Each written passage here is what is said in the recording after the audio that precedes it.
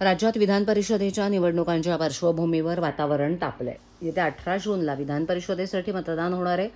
ठाणे विधान परिषदेच्या निवडणुकीसाठी महायुतीचे अधिकृत उमेदवार रवींद्र फाटक यांनी नुकताच आपला उमेदवारी अर्ज दाखल केला।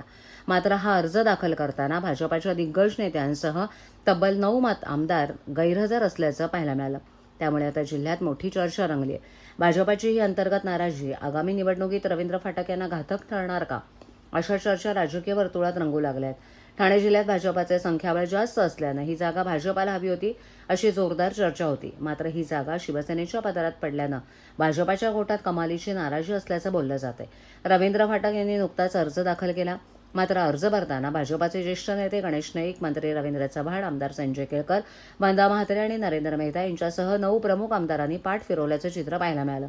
या आमदारांच्या अनुपस्थितीमुळे महायुतीमधील अंतर्गत धुसफूस चव्हाट्यावर आल्याचं चित्र निर्माण झालंय। आता भाजपा आमदारांच्या गैरहजेरीवर आणि नाराजीच्या चर्चांवर उमेदवार रवींद्र फाटक यांनी भाष्य केलं। शिवसेना भाजपा युतीचा अधिकृत उमेदवार म्हणून मला उमेदवारी देण्यात आली आहे।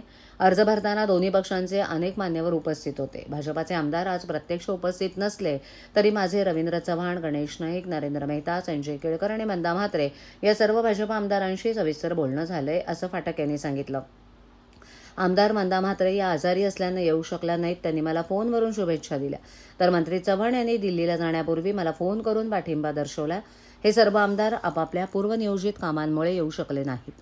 भाजपा पक्ष माझ्या पाठीशी सक्षमपणे उभा असून महायुतीत कोणतीही नाराजी नाही, असंही रवींद्र फाटक यांनी स्पष्ट केलं।